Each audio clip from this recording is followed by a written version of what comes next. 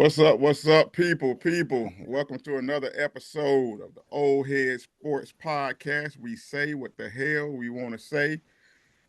As usual, I'm joined by the homies. Greg C. What's up, bro? What it do, baby? And my man, Black Jerry Wren. What's happening, brother? You know how we do it over here in the middle of town. Hey, We you get it already done. know. You already What know. what what that is? Tom Ford you got on? Boy, Wren headed to a funeral. Head to the funeral. It's the death of the NBA today. What you talking about? After the NBA, all these foreigners He think he taking think over. he's Steven C. Smith. But of course, on deck today, man, we got a lot of NBA talk. That's what's going down right now. Coming to a winding down with the NBA season with that draft that just happened on Wednesday and Thursday. So we'll definitely talk a little bit of NBA draft from a Celtics, Spurs, Lakers perspective. Definitely gonna talk a little Knicks. Big news with the Knicks and that trade, whether it's a big deal or no deal. But y'all know what we got to start off with. Your man, What's Bronny that? James, Speak taking on it. number 55 by the Lakers. Clutch Sports Speak. does it, gets it done. LeBron gets to live his dream with his son on the same team, first time ever. So that's a big thing, first time ever. Son, father get to play on the same NBA team. Now, Ren, I know you got a problem with it, so we gonna start with you. What's Man, your I hope I what's can your be. problem, bro? Why you got a problem with it, bro? I hope I can be short and sweet about this. First of all, good luck to all the NBA draftees. Um, Hopefully, we got some great ones in this draft. A lot of doubt surrounding the draft. Uh, Indeed. Specifically on Bronny James, the first thing you want to do, like I said, we just want to wish the young man well. But I'm not feeling this. It's great. That some black men got together and put this together and organized and made it happen for the narcissistic LeBron James of wanting to play with his son in the NBA. I'm sorry, I'm not Shots feeling. fired. I'm Shots not fired. feeling any of that. I've talked about it a couple of times on social media this morning. So my thing is, and you almost said it, Dante, and I had to hold my tongue, you know what I'm saying, during the intro. We're not looking at a Ken Griffith senior and junior moment, okay? That was an earned moment. Those were two men that earned their way to Major League Baseball, and both at some point were stars in their careers. Those were two separate entities and two separate things that happened. And eventually, toward the end of his dad's career, they ended up playing together, I believe, in Cincinnati, is what happened with that. That was organic and it was earned. Sports is the great separator. It is about competing, earning wins, earning spots, earning a chance to lock somebody up, earning a chance to get on the field or the floor. That's what sports is to me, and it always has been. This bullshit we just watched and witnessed with LeBron James is not that. It's not that. Bronny, we just watched his whole entire basketball career up until this point. We can't even say he was a C average player. We can't say he was a D average player. What we can say is we saw him be a F player as graded by the NBA GMs when reported on NBA Today by Mark Spears. He spoke with GMs and NBA people at the combine who basically said that LeBron James was not ready, was not an NBA player. In other words, trash is what he was at the combine. He had questionable measurables, all of that. Go back before that, he was trash at USC. Less than 5 points a game. Plus, he had a medical condition. Take away the LeBron James name from him. This person does not even get to the combine. We're not talking about them. They don't get talked about on Sports Center. None of that. but then he gets drafted 55th pick. Okay, all right, that's late and that's supposed to be acceptable. If he wasn't LeBron James's father, he would not have gotten. If LeBron didn't want to play with him, he would not have been the pick at 55. He was questionable for McDonald's All-American. His ranking dropped after the McDonald's All-American game. All of these things happen. Why in the hell are we sitting up here talking about Bronny freaking James? It's ridiculous. It is utterly ridiculous. Like I said, wish him well. Hopefully he can develop into a player and live out his dream. But right now he's living out his daddy's dream. And I don't think that's fair to the kid. That's unnecessary pressure. Lamar from the group said it in a nutshell. His dad ain't gonna be able to help him out there if he out there trying to guard Devin Booker or somebody like that. And I hate to use Devin Booker, not hate, but Devin Booker ain't really one of my dudes. He got to go out there and guard Anthony Edwards on a switch, and Anthony Edwards talking greasy as hell to him because his dad wanted to play with him, want him out there on the floor, and he ain't getting his ass handed to him. Is LeBron gonna be able to let him be a player? Let him be a basketball player. Let him be his own man. He hadn't let him be that to this point thus far. I'm sorry.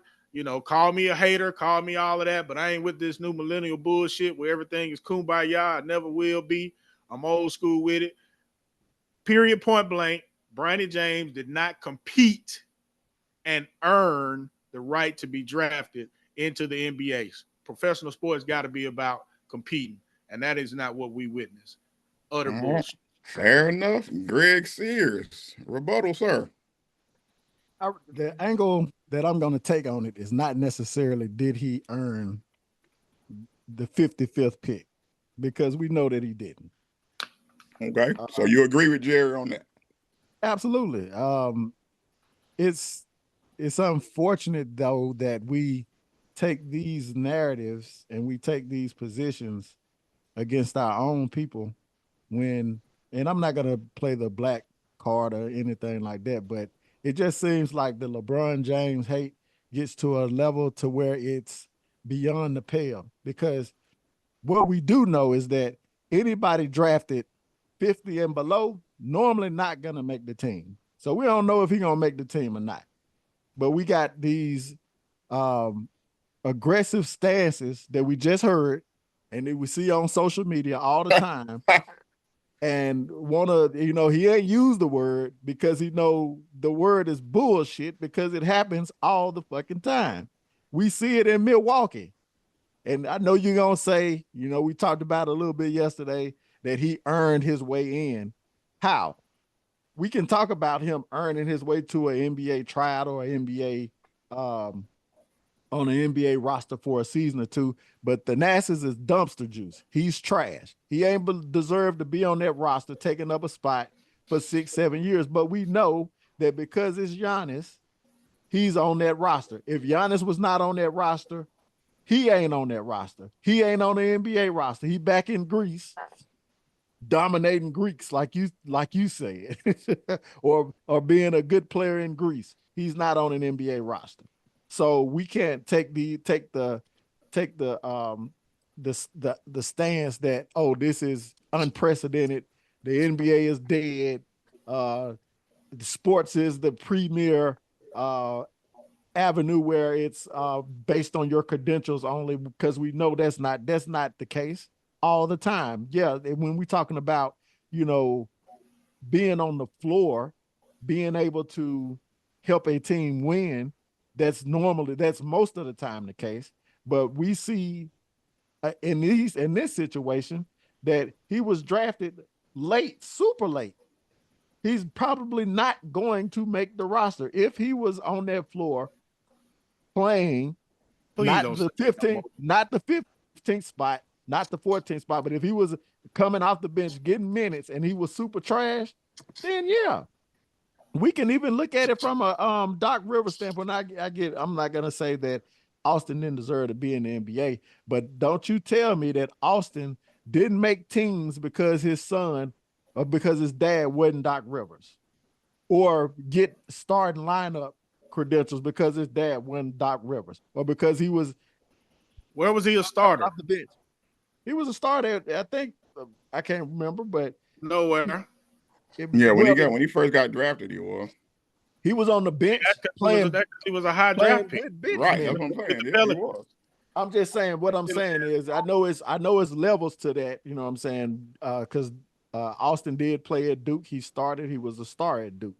But his playing time, the amount of years that he spent in the league, based on what his athletic promise was, and based on what his skill level was, he may not have been in the league if his dad was not Doc Rivers, as long as he was. I just made the point that the Nasses wouldn't have been on the Bucks roster if Giannis wasn't who he was, right? Then we can move to the coaching angle. We know that coaches get this position all the time. It's still sports. I know it ain't playing, but they get this thing. All that happens all the time. Yeah. We can't we can't go overboard. Yeah, and I agree. It was manufactured. I hate this whole dog and pony show that they over there crying, Rob Pelinka crying, and they got the little thing. I mean, come on, dude. You set it up. You had some of the reports out now is that your boy Clutch told him not to draft him. Yeah, don't touch him. Right. Told him not to draft him. He was gonna go overseas. It was manufactured like hell. And my position on it is I'm more disappointed in the Lakers in bowing to LeBron, being that you're in the organization. Y'all know LeBron, my guy, but I don't agree with how they're running their organization. You know, you're supposed to be looking at things down the road, down the line. You're supposed to be building a team. You hired JJ Redick, apparently because LeBron wanted him. Not feeling the story. You definitely got Bronny because LeBron wanted him. You know what I'm saying? At what point will you start making a decision based on what the organization needs long term? Because the Lakers, as it constitutes now, is not winning the title. They're going to be somewhere between 6 and 10 in the maybe even maybe out because the West is loaded deep. Unless we see some major roster moves during the offseason over the next few weeks. You know, this team ain't competing for no championship. And so, and the other part of it is I'm disappointed in LeBron for putting his son in this position because, like you said, Jerry, he's finna get the most scrutiny probably since Lonzo Ball and even beyond. The social media is gonna be at him, the media is gonna be at him, his peers is gonna be at him. And I don't know if he's built for that. LeBron is built for that because he's dealt with it since he was in high school. The criticism. He ain't been built for it up to this point. That's for sure. Well, let me throw a question to both of y'all. So, and it's kind of going along with what you were saying in the beginning, Greg. Why all the vitriol about this? You know me, I've been a critic of LeBron and some of the stuff that he does, but nepotism in sports at every level, including the executive level, is not new. So why so much vitriol around LeBron manufacturing this situation? You know why? Because it's LeBron. Because it's LeBron. You don't have your panties ain't in a wad for Thanasis and Giannis. We know he trash. We know somebody else deserved that roster spot. He trash, Jerry. He is super trash. He's proven because we're talking about a young man that's probably going to be 14th or 15th on the roster, right, sitting at the end of the bench, right, making $3-4 million. So what's the problem with a black man doing that? So what? He had the leverage to do it. If that were my son, wouldn't you do the same for your son? That's my question. Wouldn't you do the same thing for your son? No, I answered this question this morning. No. That's a lie. That's a lie, Jerry. That's a lie. No, it's not. And I'm if that's your son's dream and you can make it happen, you're telling a lie. I can't make my son's dreams happen. Yes, you can. Y'all, everybody that keeps using the word nepotism. You use the word nepotism. Mm-hmm. Hold on. That was your first statement. I don't think I used very first statement. I don't think I use the word nepotism, but I can pull it up. When you talking nepotism, and then the first thing you say after that is a job or office, and managers and coaches or whatever. It's different, man. Why? I'm Why about is to it tell different? it's different because we are talking about sports, playing the game between the lines, on the field, on the court. That's different. That's why I use the words compete and earn. Those positions are to be competed for and earned. Beat somebody out. That's So what it's nothing for. else is supposed to be earned. He said, "Would I do it for my son?" I answered this question this morning. You remember Julian Todd that used to work with us over at the Y, one of our sports people over at the Y. He asked, "Would I do it for my son if I had a son? If I played in the NBA, I'm in the same position."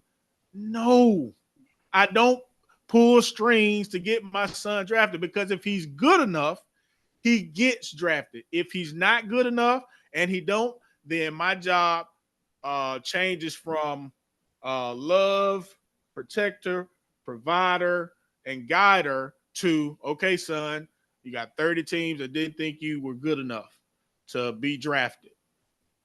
Now we got to take the other route. It's either the G League or overseas. Time to lace them up. So won't it end up that way anyway if he's not good enough?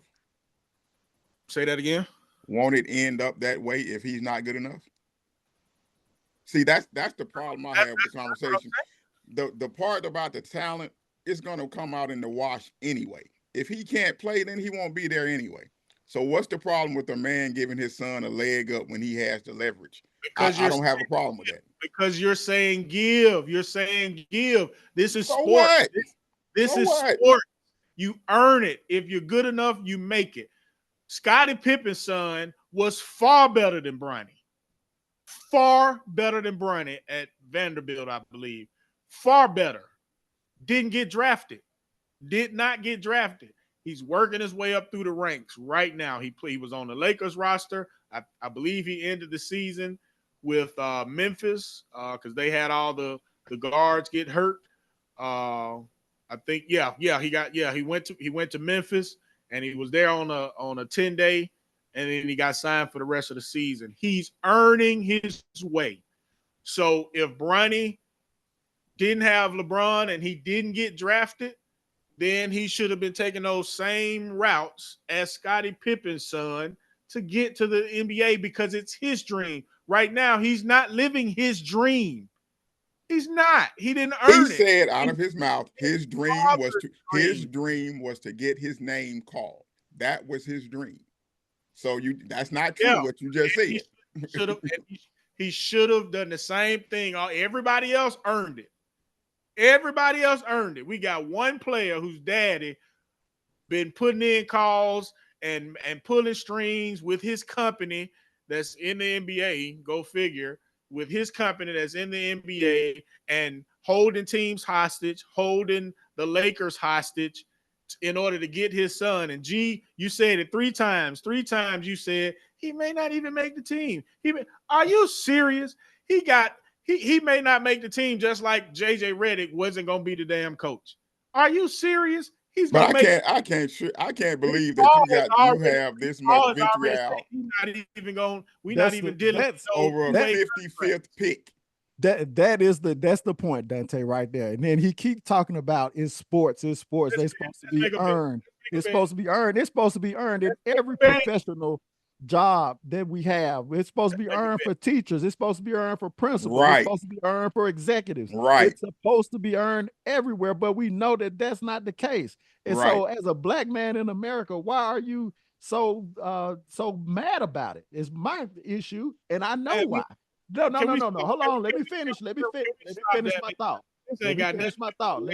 Ain't got nothing. I'm not taking it there. I'm not taking it there, but I'm talking about you as a black man understanding that nepotism has been the call of, it's been what it is. It's been why power stays in one particular community than it does in others. When we don't, and I know what you're saying, Joe. I'm not saying that you Uncle Ruckus out here. I'm not saying that. So don't take offense to it. What I'm saying is that you are you supposed to have some type of understanding, being that we've lived our experience and knowing the type of nepotism that and I know you're trying to take this angle that it's sports and sports supposed to be pure, but we know that it ain't.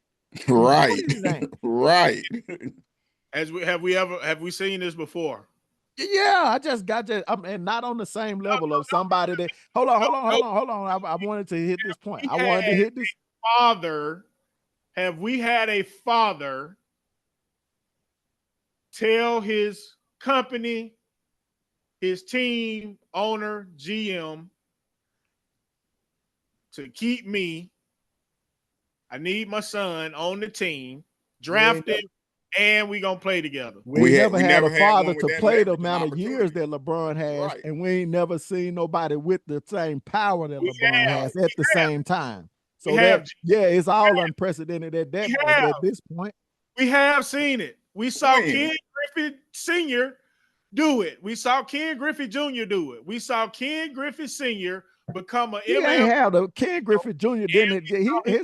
When you talk about power and structure, it ain't even. Ken Griffey Sr. did not have that kind of power. No, stop it. It's nowhere close.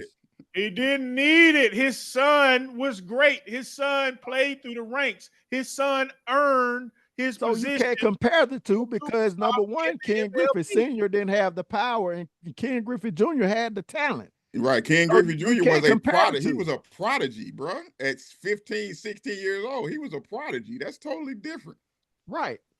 It's not the same. That would be saying like if Ken Griffey Jr. was running baseball, you know what I'm saying, at his age, still playing, a power broker in baseball, and Ken Griffey Jr. was playing in the minor leagues, barely making a AAA team. You would have that equivalency then. But Ken Griffey Jr. was better than his dad. And if we go back to you talking about Austin Rivers had nothing to, that's not even similar. You saying his dad helped? His dad didn't help him do shit. I take that back. The only thing his dad helped him with was get that what was it, $60 or $80 million contract. He extended his career. Nepotism. He extended his career. His dad extended his career. We're talking about getting him in the league. You're wrong. You're completely wrong, G. This dude was a star. Excuse me. This dude was a star in high school. I said that though, Jerry. I said it's different. It's a levels to it. I said it was levels to it. That to Duke, and he was drafted. The only team. He wasn't considered a starter in his career. He had a lot of starts with the Clippers with some injuries they had, but he didn't start over no major players when he was there for that one season. He had all those starts. That wasn't the case. That wasn't favoritism. That was necessity. That was out of necessity. He was not a starter type player. We saw that quickly in his career. Right. So what I'm saying though, Jerry, is that sometimes hey, pick up my son. Hey, he pick up. You can't tell me that Austin Rivers didn't get some of the contracts he got because his dad was not. And I don't care if it happened one time. I don't care if it happened one time. It happened. Okay. You know what I'm saying? They gave him an opportunity to continue to further his playing career. It's a fact. Luke Walton became a coach because Bill Walton was his dad. You could say that. No, you can't. You see now we just pulling shit out our ass, dog. I might be reaching on that one. I might be reaching on that one. But I'm just saying, Jerry, it happens, bro. And you mad. I agree with you overall in sentiment. You know what I'm saying? It wasn't particularly earned. It was manufactured. You know what I'm saying? I get that. And that's why I'm with you on. But you know, all this anger and angst about the NBA dying and you wearing a black Tom Ford t-shirt or a button-up shirt and a Donald Trump tie. I'm not mean that the league is dead. I'm not angry about Bronny. I said I wish him well. That's all we can do at this point. Are you angry about LeBron and his power wielding is what you're angry about? No. LeBron is so irrelevant. I didn't even remember. I was the person that didn't even want to talk about this topic. We didn't even need it on the rundown. I'm that guy because it's ridiculous. Pull the receipts, man. He's been talking about it, and I've been trying to get y'all off of it for weeks. You've been bringing it up. You have. And now that it's here, it's manifested itself. We got to talk about it because it's the lead story. It's Well, the man, lead I story. just Story in that sports. man. Time will tell. You know what I'm saying? Whether he I would would contribute or not. not. I would not do that for. I would not do that for my son. If you're good enough, son, you can make it. If you didn't make it the first time, then we're gonna work hard and try to get in the old fashioned way. But I'm not pulling those strings to get my son into sports If because it was another, but if it was when you grow up and you live a position where you get politicked out of a position, then you would understand what I'm saying.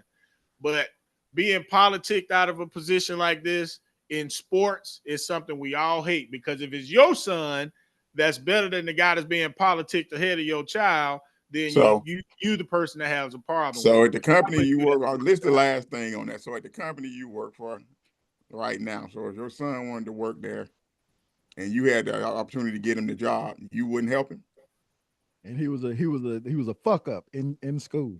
right? But he need a No, job.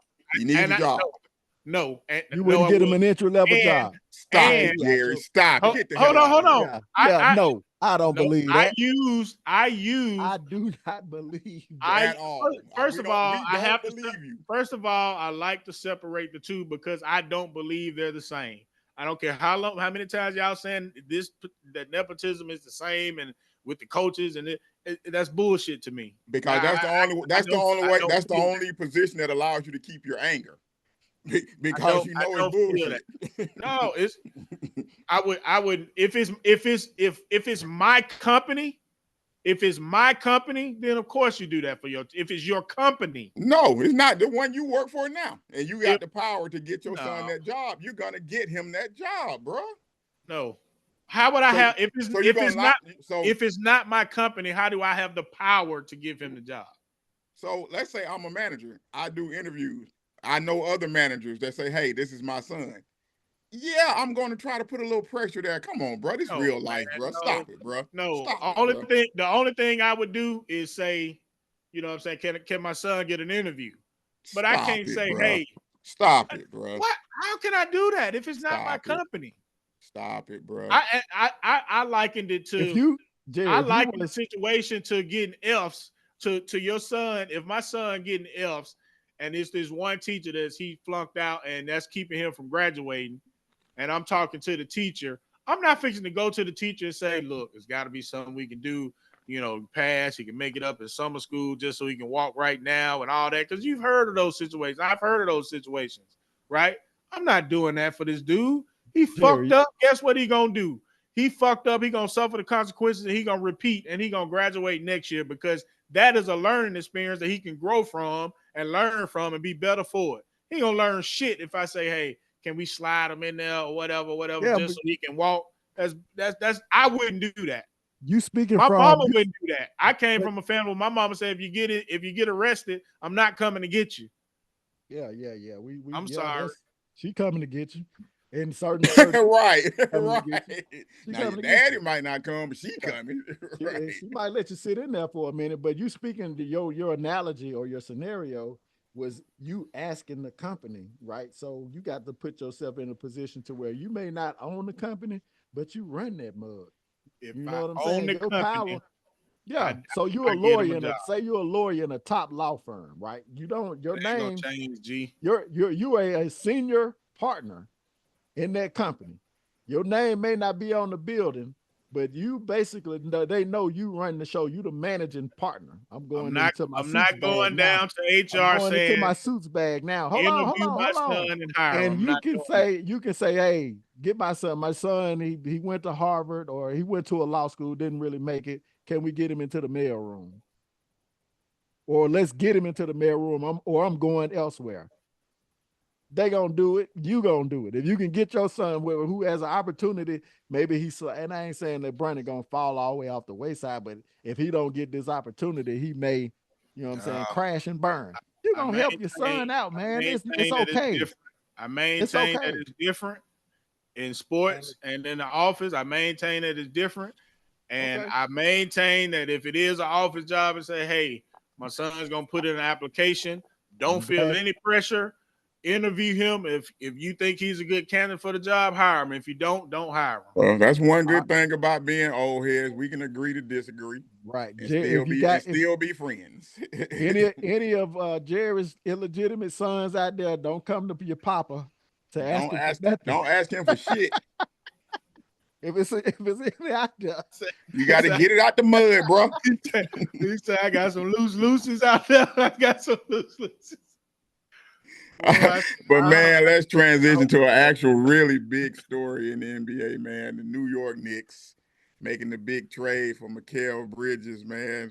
Gave up a whole boatload of picks to get him. Greg, does this move the needle for you, bro? It really didn't for me, the way it seemed to for most. Does it move the needle for you and where you had the Knicks ending up next year? So y'all remember when we had this? We talked about who was competing for the East last week, right? On the Celtics championship show. Y'all I gave you the list. Yeah. You didn't say the Knicks. I said the Knicks. Yeah. I said the Knicks. I said it would be the Knicks who would be the best position, bar, because we don't know the injury situation in Milwaukee and Philly. The Knicks are in the best position to upend the Boston Celtics road to winning a back-to-back title. So this moved the needle for you. Absolutely it does, because number one, I knew that number one is the Mikal Bridges is one of the most dependable NBA athletes in he's an Iron Man. He's an Iron Man. Like, what, he played like 400 straight games or something to that effect? He played 82 his whole career. Not only is he an Iron Man, the boy can play ball. He can. He's a decent shooter. He's shooting about 39% from three. He's a great on-ball defender. And he has a competitive pedigree. They didn't win the title. I kind of put that on Monty Williams why they didn't win that year, but he's played and he has playoff experience.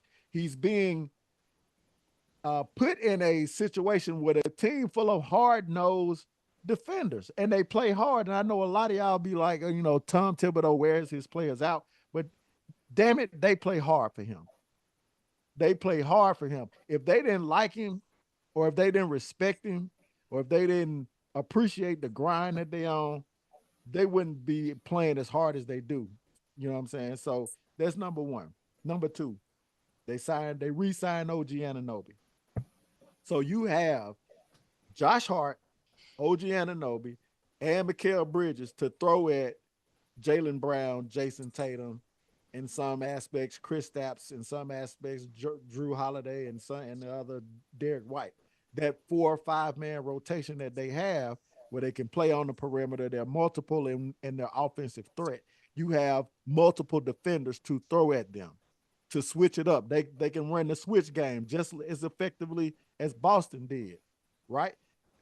If they're what will solidify, what will really be like, oh, this series is gonna be 1 and 2, more than likely, Boston, New York. If they were to re-sign Hardenstein or Hardenstein, which one is it, Steen or Stein? Stein. They switched it up so much, but Hardenstein and your boy Mitchell Robinson, who can play defense, both are hustle players. They got your boy Deuce McBride coming off the bench, and the budding superstar in Jalen Brunson, with the potential Julius Randle, if they don't trade him, or if they do trade him, getting some more valuable assets. Man, they deep, man. I'm impressed by what they're doing, even though I don't really like them. Shout out to Chris Brodnax. I don't like that squad for real, because you pub them up too much when they don't deserve it. And Stephen A. Smith. But I see what I see, man, and they looking like a squad. Ren, big deal or no deal? Oh, big deal. The Knicks are a legitimate threat in the East now. This solidifies them as a real squad. Before now, they had the same problem that Dallas had when we beat their ass in the finals. You got two. They had two solid scores, but the people they were leaning on to play defense weren't really difference makers in the end. OG is a solid defender in this league, and we saw once he was traded to that team, they made a huge jump from where they were in the standings up to they finished what second in the East last year. Huge jump. And when he got hurt, their production went down, their wins started going down. We saw that. You add Mikal Bridges, like we said, who plays all 82. He's been an all defensive player. So now they have two very capable players. OG can guard anywhere from 2 through 4. Mikal can guard anywhere from 1 through 3 and some small fours, some small stretch fours in a pinch, I guess. But they have two defenders surrounding their main scorers in Brunson, and if they're bringing Randall back, I'm not sold on Randall. I just don't. I don't see how Randall and OG can exist there when they gave OG a considerable amount of money in this contract. So I'm looking at one of them. It just seems to me that one of them got to go just for financial purposes. Maybe it works. Maybe they hold it together for 1 year and make a move after that. But with those two wing defenders or great defenders that they have on the team surround in the mix with those scores, they can do something. Now the question is coaching. Tibbs coaches that ISO ball offense to death, and he runs his players into the ground. I hope this is not the first year we see Mikal Bridges not play all 82. That would be crazy. And if that happens, then please get rid of Tom Thibodeau and bring somebody else in that's going to get it done. But I like the move. To me, that was the biggest news of the NBA, and that really should have been a top story. It should be on everybody's list. But, that's neither here nor there. The Knicks are ready. They are a squad now. They're a real squad. I guess I'll bring a little sanity to it. Look, man, it's okay. He's a nice player. He's a good defensive player who can make a three. I get it. Everybody wants those. The wing defenders who can shoot the three. I get it. How is this all going to fit together when Brunson, with the usage rate that he has, everybody just going to stand around watching Brunson still, or are they going to have to try to change the whole thing? So what are we doing now? You're going to take a dude like him, used to averaging the last couple years, 22 points? I think 26 last year, and then 22 this year, Last 21. Year, right. 20 this so year. now you're going to tell him, go stand in the corner. You'll probably average 16 because Brunson's going to have Go the back ball. to being a role player like he was. Right. And how is he going to like that? You know what I'm saying? I think it's going to be more problems. He's been in that position, though. But that doesn't mean you want to go back to it. Once you've ascended to a certain level, that doesn't mean you want to go back to being what you were. I don't think it's going to be as easy as what people think. Well, you're just going to tell this man, now you're going to average 15 points a game, shooting threes, watching Greg, new superstar, handle the ball all the time. I don't see it being as seamless as everybody thinks. Julius Randle being back in the mix. I know, Jerry, you like to point to that little bitty 12-game stretch or whatever, where he was getting accustomed to everything working right. But you just said yourself, you're not even sure how this is going to work with him and Anunoby. How is all this going to fit together offensively? Are they going to play hella defense? You damn right. You're going to have a hard damn time scoring on the New York Knicks. I agree with that piece of it. But offensively, I think it's going to be problems. I don't think it's going to fit as seamlessly as everybody wants it to. Jalen Brunson, he's too ball dominant. And I don't think those other guys are going to want to stand around like that and play like that, especially Mikal Bridges. He's not going to want to do it. And Julius Randle, you tell me he's going to be okay just watching for a whole year? Brunson just dribble. No, sir. Pull up Brunson's usage rate prior to Randall's injury. That's number one. He's ball dominant, but not like he was after the injury, because it was necessity. He was their best and most efficient offensive player who could get his own bucket. Who else did they have that could get their own bucket? Mikal Bridges can get a bucket, but he's not I'm gonna go out and get a bucket type player. Him being in Brooklyn, you know what I'm saying, averaging 21, 22 points a game. That was necessity. Right. And Best that's not player. his natural. That's not his natural fit in the NBA. He's not going to be the best player on a trash team, and he know that. Well, just to answer your question, I went back to February because that's as far as it lets me go. 34, 39, 36, 32, 61, 34, 38, 26, 48, 44. This is well before the playoffs.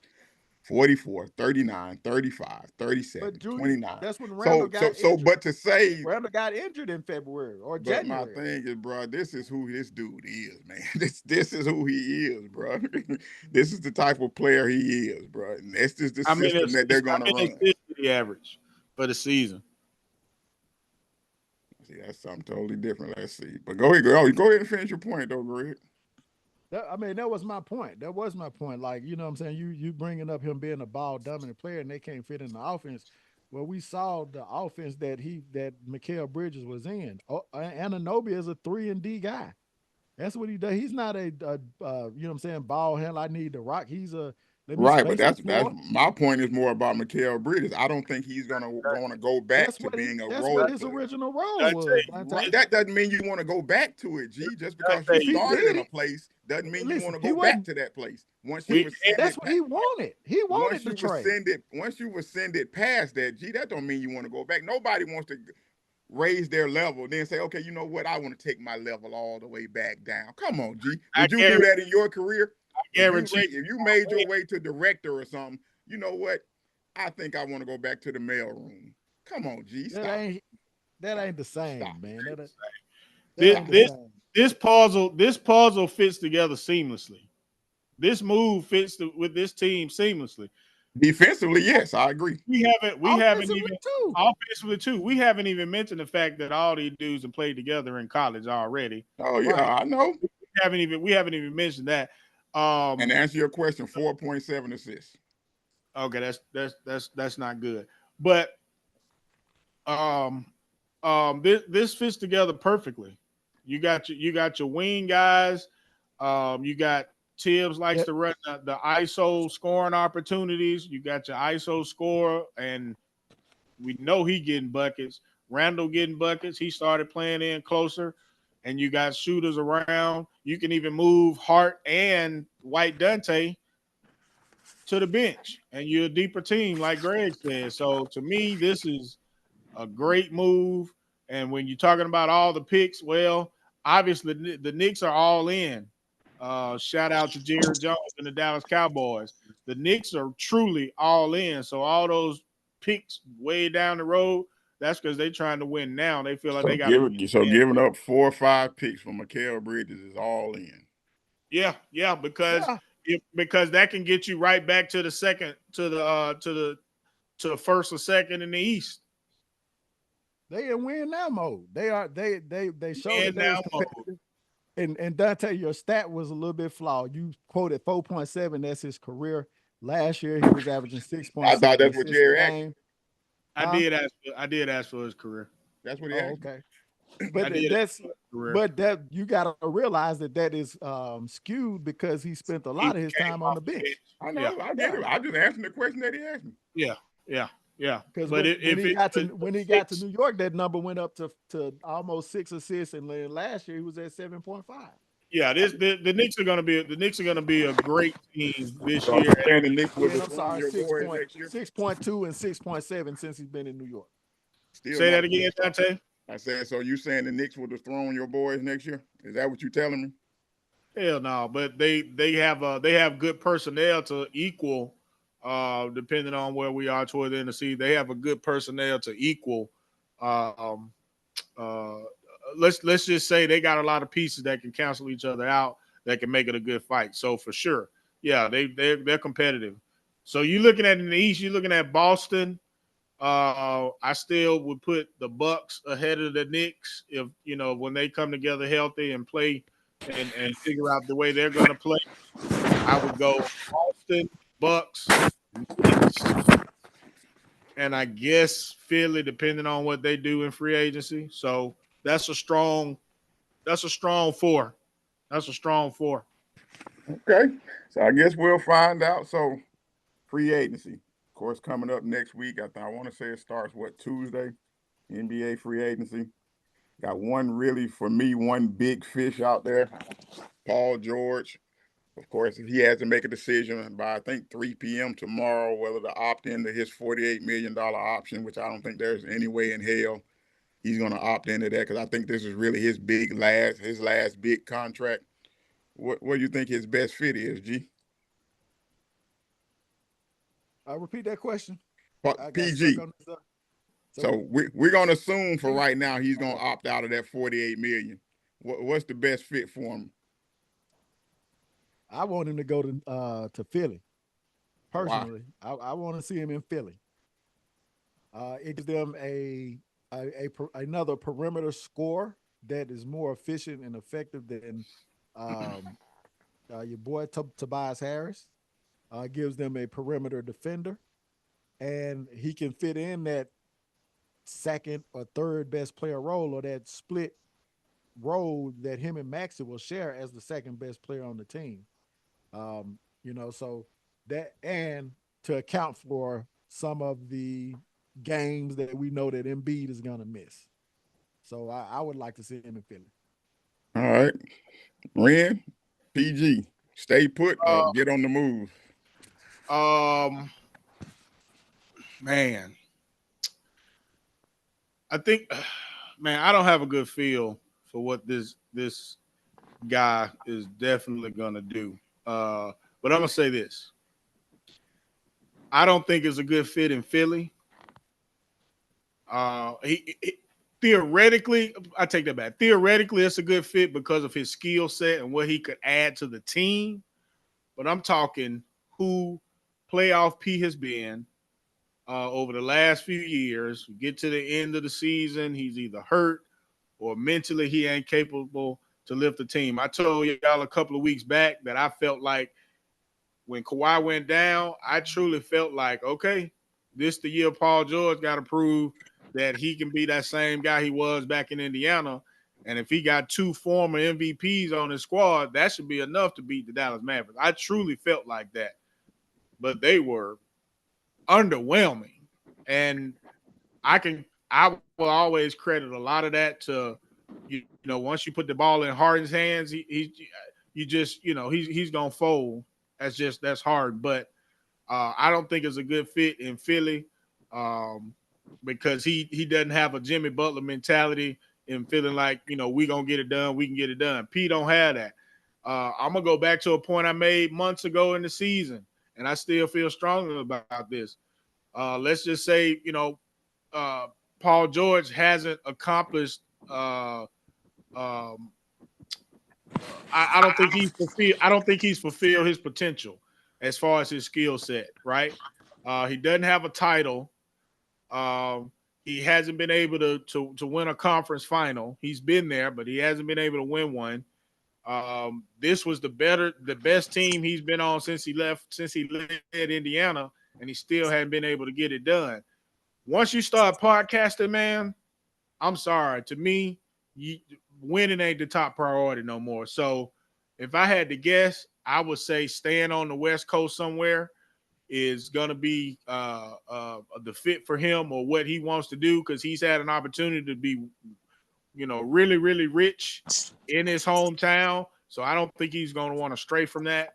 Brian Windhorst reported that he has several teams that have come out and let him know that they are willing to pay him max Max money, whatever Dollar, that yeah. is. One of them is allegedly the Golden State Warriors.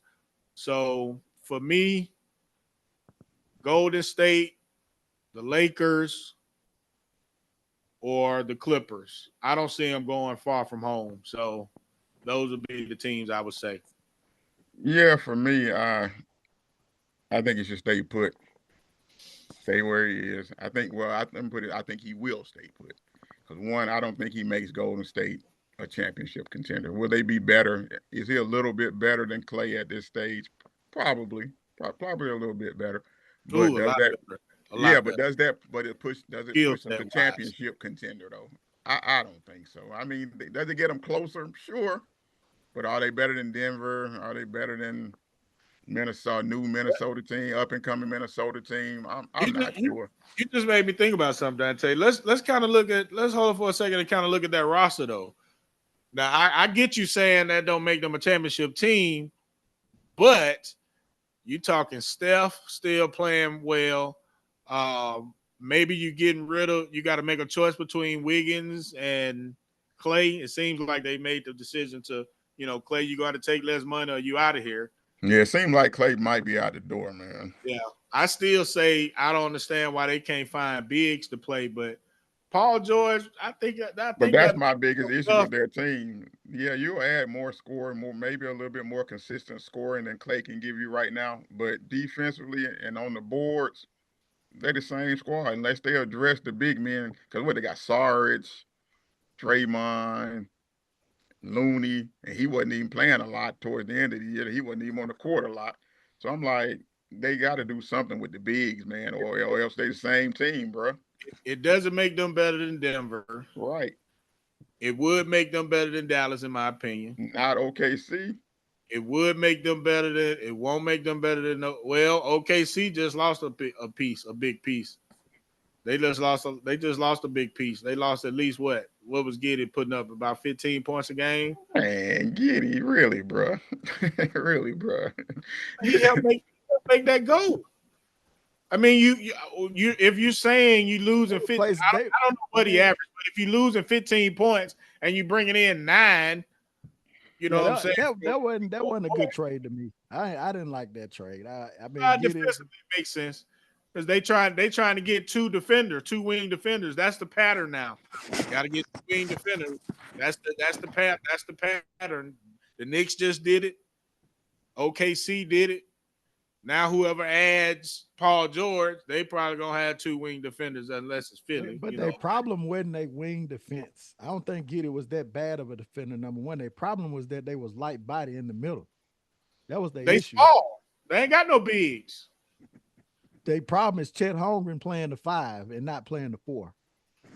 I thought y'all loved that in today's NBA. I thought that was the shiznit. Yeah, I mean, it is NBA. The shit if he had some size. Not length, but he's all skin and bones out there, man. Come on, he is. Or if he was as good as Wemby. I think if Paul George goes to Golden State, I would put Golden State back in the mix and move them above. Maybe Dallas, Dallas and Minnesota. No, I don't know about Minnesota. I don't know. Nah, I'm not going that far. I like Minnesota going ahead and getting Rob Dillingham from the Spurs. You know what I'm saying? I thought we should have kept that pick too. I'm not quite, like I said, man, I don't have a lot of confidence in Pop to rebuild this thing for real, man. I just don't, man. I think it's time for Pop probably to go. I know people don't like to say it, but y'all still got R.C. Buford in the front office? No, I want to say he gone, bro. But man, Pop's still running things the same way. Either way, Pop's still the one running everything, man. I'm like, man, I just don't understand what he's doing for real. I hope he doesn't mess up the first 5 years of Wemby's career, man, not putting the team around him. Because he's not, if we don't make any moves in this free agency, I'm not sure what he's doing for real. I'm just not at this point. But anyway, moving on to that segment we call taking out the trash. This was in honor of Greg Sears today, people. He's been wanting this subject ever since. What's the guy's name? Haverstraw. Is that his name? Yeah, Tom Haverstraw. Put out the little article. So LeBron James fans have been out here trying to throw shade on the one and only Michael Jordan. And apparently they think they cracked some kind of code by claiming that Jordan's stats were inflated as some kind of hot air balloon at a county fair. You know what I'm saying? So they really think they pulled something off with this one, you know what I'm saying, for their boy, you know what I'm saying? So they all happy and giddy. So I want to get this straight, Greg Sears. Michael Jordan, the man who defined the game of basketball for our generation, needs statisticians to make him look good. That's the argument I've been hearing all week. Ren, you can back me up on that. That's what we've been hearing. Did you hear that from me all week? You know what I'm saying? All week. Did you hear that from me? Like, hold on now. You said that this Whoa, statement is taking the trash out. let me finish. Let me finish. So we all know that's like saying Whitney Houston needed auto tune or pizza need pineapple. Bullshit. You know what I'm saying? Straight bullshit. Now LeBron James is undoubtedly a superstar in his own right. That's fine. We're not gonna get it twisted. But comparing him to the GOAT himself, that's like passing a knockoff Rolex as the real deal. I'm sorry to say. Michael Jordan didn't need any smoke and mirrors to shine bright on the court. No, sir. His greatness is as real as it gets, folks. Period. Point blank. No damn stat padding was ever needed. So all these LeBron fans out here trying to rain on his parade and chuckle and downgrade his legacy to upgrade your boys. I'm taking your ass out with the trash today. All y'all motherfucking asses. And I don't know if the curse and stuff like that. But y'all motherfuckers is on my nerves. Period. Point blank. So we ain't gonna even waste no more time with this. We all know Michael Jordan's stats, his winning, his grind, it all speaks for itself.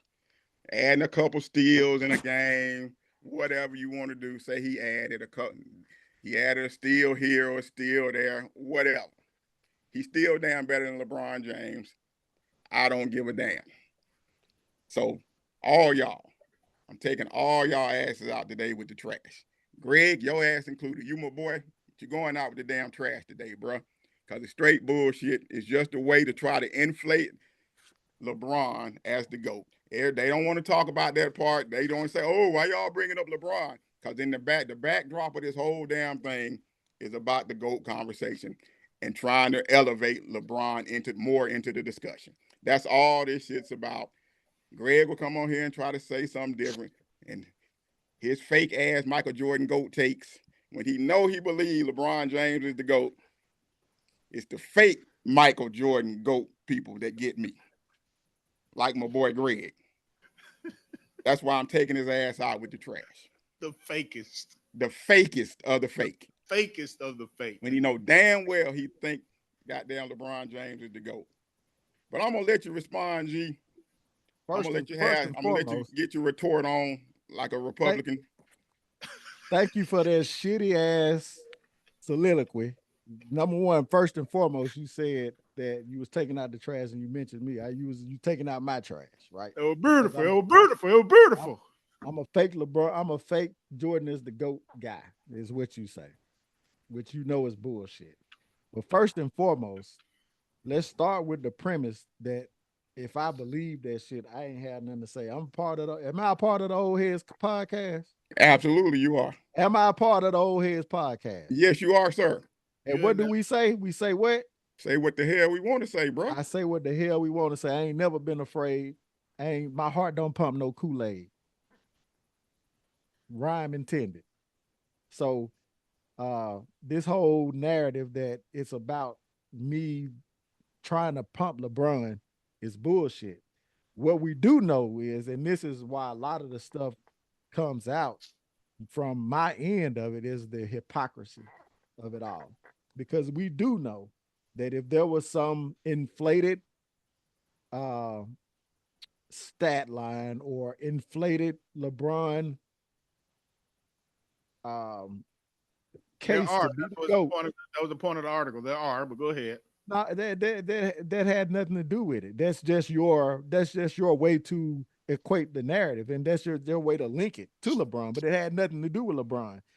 First and foremost, because the guy came out and said that I inflated stats. This was a known article. This was not you can say Tom Haberstroh was a LeBron guy and he been trying to beat the LeBron drum all you want to. But the reason why Tom Haberstroh picked the article up or was to investigate was because a guy came out and said it is a known thing that we inflated numbers in the 80s, first and foremost. Okay. Secondly, this whole narrative that it's me that wants to pump up LeBron is bullshit, because it has nothing to do with LeBron. We can. So you in my situation is LeBron fans. I'm equating you to them. I'm just making you them in my I'm a LeBron fan, but I'm a Michael Jordan fan too. I am a bigger Mike fan than I am a LeBron fan. But what gets my gears to growing, or to get my gears to grinding, is y'all this very thing right here. This is a topic of conversation. We don't even have to look at it from a Michael Jordan angle, even though Michael Jordan is the topic of the conversation because he is the GOAT. And if there is a such thing as a GOAT numbers being inflated, we should fucking talk about it. And we y'all are trying to bear the lead, and you know what I'm saying, and trying not to talk about a conversation that is definitely worthy to be talked about. It's not worthy. Further, a light need to be shined on why that is. Why is that? Ain't nobody trying to protect LeBron's legacy. Why y'all trying to protect Mike's legacy? It is not a indictment on Michael Jordan. First and foremost, because I know where Jerry's going to take it. He's going to take that. Oh, everybody did it. Everybody did it. The size of Jordan's 87, 88 gap is unprecedented. The article said dating back to 82, 83, when they first started keeping up with these stats, the stocks. This represents the largest for any Defensive Player of the Year award in the history of the award being given. And let me tell you why. Let me tell you why. No. That's not what you finna do. You're not finna do that. I'll let you get your cross-examination. I'll let y'all lead, and y'all jumped in when you want it. So I'm jumping my ass in right here. But jump Let me in, tell trash, you why man. that part is important. Jump in, because that's dump where in, trash, man. Don't jump in. Because that's one of the situations where, when you talk about the GOAT case and LeBron's case, he don't have that, and Jordan does. So they want to try to take that away. Angle. That's not the case. I'm telling you from my opinion. I don't know about these other cats y'all talking about. From my opinion, it's still not going to move the GOAT debate. Him winning the Defensive Player of the Year does not make him the GOAT. He's the GOAT because he's Michael freaking Jeffrey Jordan, and because of what he did on the court. Okay, so that's not my angle. Okay, my angle is to just talk about the actual issue, which was inflated numbers. And yes, we can examine Jordan's because he was the largest beneficiary of that based on documented evidentiary stats and statisticians and video evidence. No, it does not take away the fact that he's the GOAT.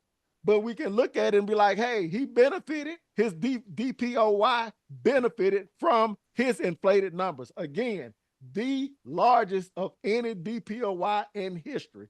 A gap of 71 steals, with the largest gap among the 15 league leaders being at 47 at home.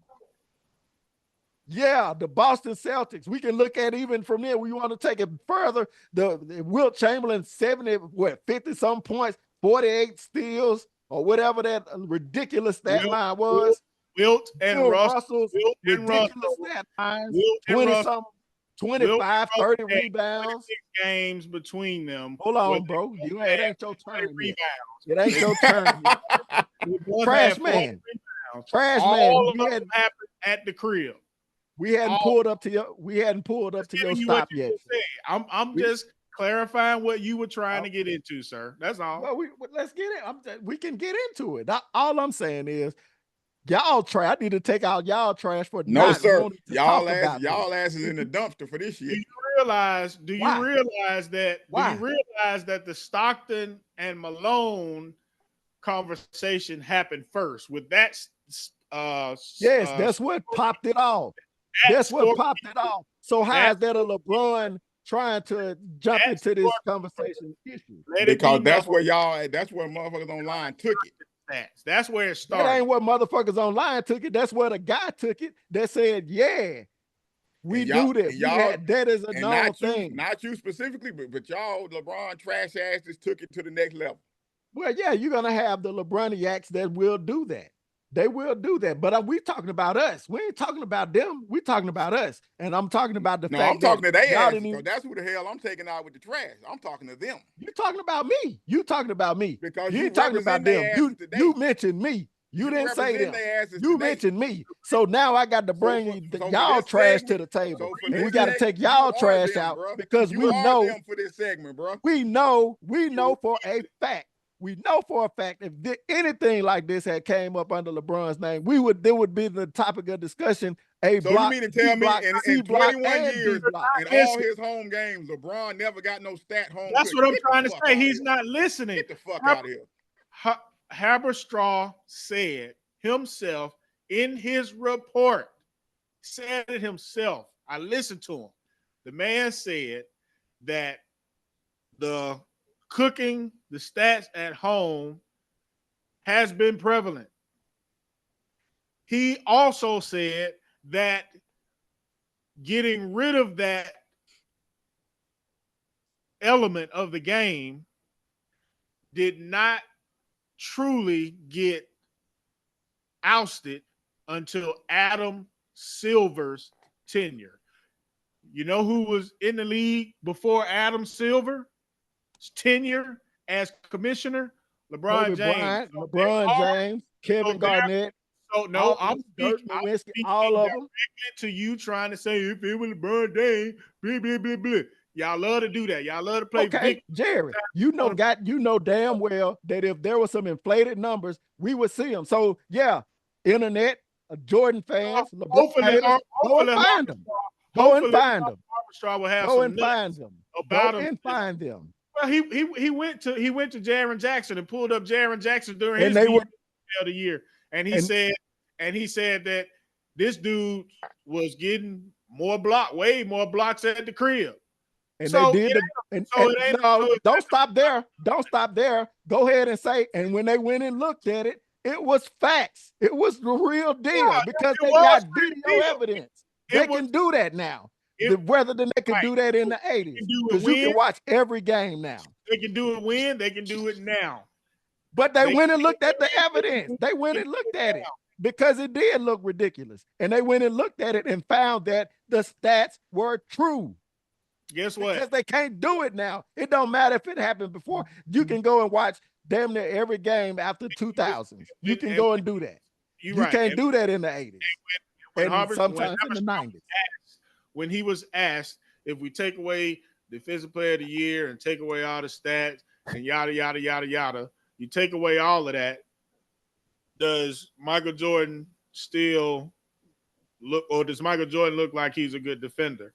And he said, yeah, Mike still looked like a great defender. He's still a great defender. He actually used the word, he was a fucking alien out there on the court. He was everywhere. He was everywhere, all over the court. He was in the passing lane, sometimes to a detriment, which is something that young players do. We talking about earlier. Which is why this whole conversation is trash. Exactly. Why? So if the man still looks dominant on both ends of the court, why is it trash? Even with the added stat keeper, that's the stat keeper's choice to do that. He's trying to buck it up or whatever. It ain't like Mike say, "Hey man, you better give me more stats. You better give me more stats so I can get this defensive player of the year." That's the stat. I asked you yourself as a stat keeper, is it easy to mess up on some of the stats when you are collecting stats in the book? I've done it. Jerry Wren. They were giving steals. They were giving steals on dead ball possessions. They were giving him steals on dead ball possessions. They were giving him. I don't care. He had a game. Let me ask. Greg. Let me ask this question. He had 10 steals. So let me ask this question, Greg. Let me ask you this question, Greg. And the other team had 10 turnovers. So come on, man. You know they was. And I don't know if I'm not gonna insinuate that Jordan was in some type of cabal. Hold on, let me finish this real quick. Based on this conversation, it says what to you? So this means what?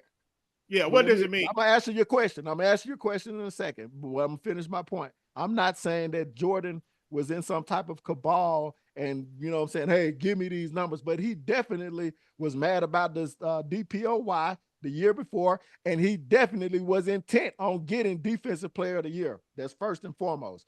What does it mean? What was your question? What does it mean in the So what does it all mean?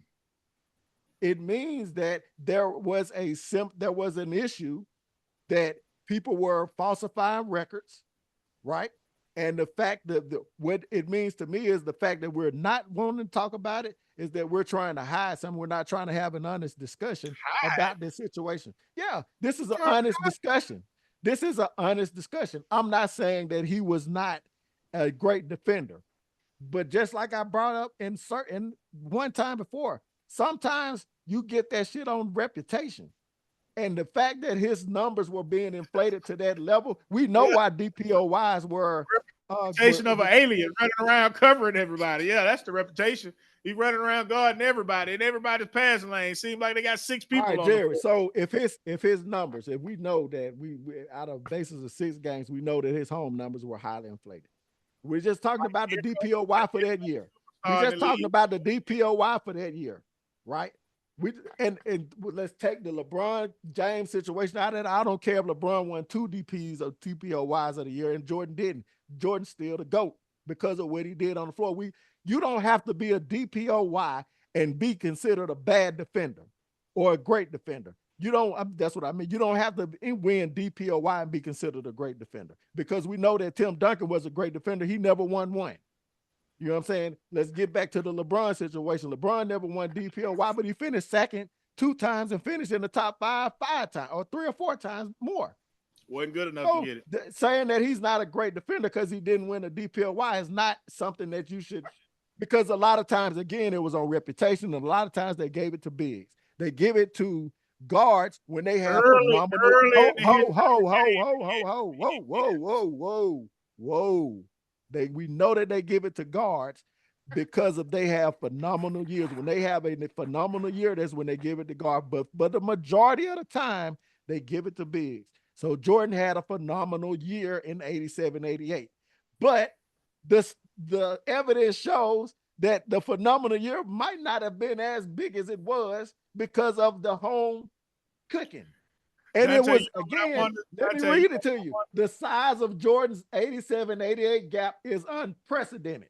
You know what we know that the home cooking happened.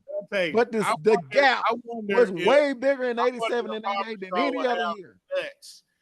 To go into 87, 88 and take away the steals and blocks and defensive stats that he feels were falsified, and we still take the number of what is possibly the true steals and blocks and defensive stats and see what that shit comes out to be. Yeah, because my thing is, wake me up when they do it for everybody up until the year that they stop doing it. Exactly. Then talk to me about this bullshit here. Until then, I don't. It's not even relevant to me. Until you take it, do everybody. They're gonna do up until the year that you stop doing the bullshit. I guarantee you, they're gonna do this had been the Stockton statistician next. They're gonna do his true stats in whatever year. See what that is, because this is the beginning. This is not the end. They can only, if they were able to do it for everybody, because we know that in the 80s every game wasn't watched. They don't have, it's hard to find full games of every, but you can do that in the 2000s. My bigger point that the NBA is taking games off of the internet all of a sudden. I'm like, man, get the fuck out of here, man. The NBA don't care that much about that. They ain't taking games off. That's the conspiracy, the LeBron conspiracy theories. All of a sudden, we can't find the game. They lying like a motherfucker. You can't find the games. You can't find them. Before they even came out, you can't find all them. NBA games ain't available for everybody to see. They are now, but all the past games ain't That's available. my bigger point. That's my bigger point. It's way harder to do. I'm saying that you LeBron can match up the stats with the video evidence. Those 6 games. Now we talking 6 games. The man didn't watch for 6 fucking games, right? Because those are all the games. Now again, those 6 you games misrepresent the article. Whatever, you misrepresent the article because it wasn't just him. Who was it? Was it 2 people or 1? Was it just Tom Haberstroh or was it another guy involved? No, he got a whole crew. Okay, then he got another guy that was involved. He was a EuroLeague statistician or something to that effect. Oh, you talking about the stat dude? Yeah. So yeah, he went and found this. They both went and watched the games that they were able to find. He went and found this stat dude after Dan Lebatard discovered the statistician for the Utah Jazz talking about Stockton. No. So that set off the light bulb. Well, let me go see if I can dig up something on Mike. Right, because That's what happened was on YouTube, dude. the Jordashians, your crew. I meant to bring y'all high heels today. The Jordashians, stand alone. The Jordashians had put stand alone on YouTube. They put the game that he had 10 steals on, and it only showed 6. Amongst all the comments, there was like, "Hey, Jordan is the GOAT. Why Jordan the GOAT? Why Jordan the GOAT?" And that's like saying, oh, such and such scored 50 points, but they only showed 15 of them on the highlights.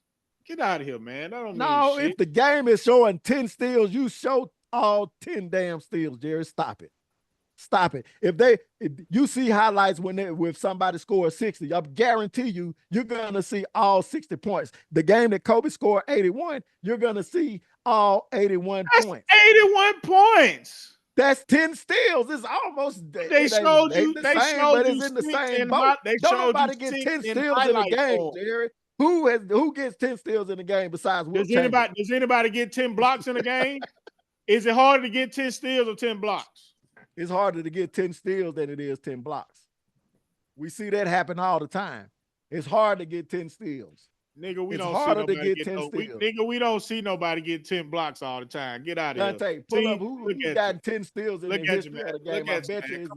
I bet you it's less than the amount of 10 blocks. 10 blocks is just as a phenomenon as a goddamn 10 steals. Dog. 10 steals in the game. 10 steals in the game has happened 18 times. 10 blocks in the game has happened how many times? Let's see.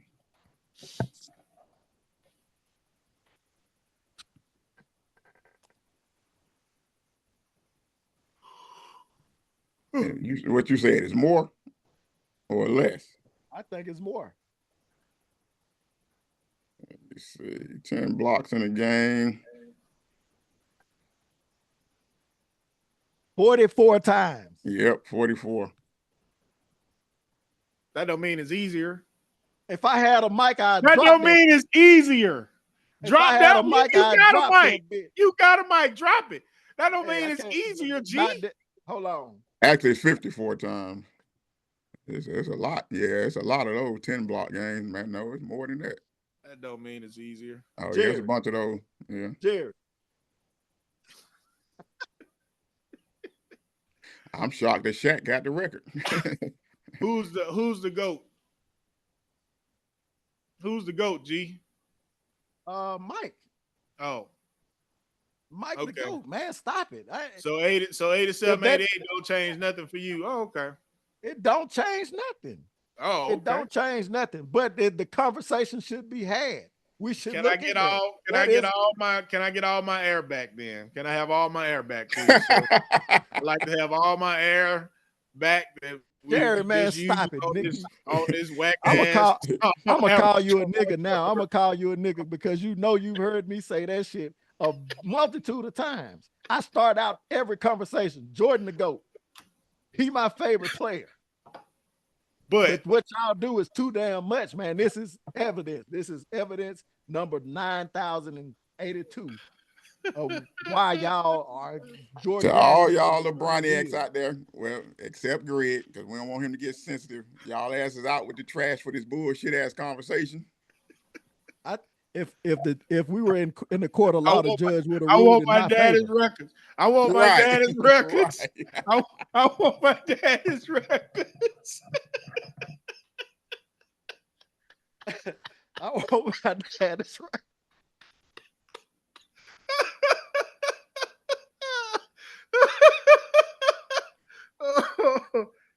Oh man. Man, but thank y'all for tuning in with us, the old heads, man. We say what we want to say, man. We appreciate y'all watching, man. We'll be back on next week to talk about what's going down in the world of sports, man. Greg, Ren, I won. I'm black. Take me back. Black on black on black on black. Oh boy, y'all boy got me weak.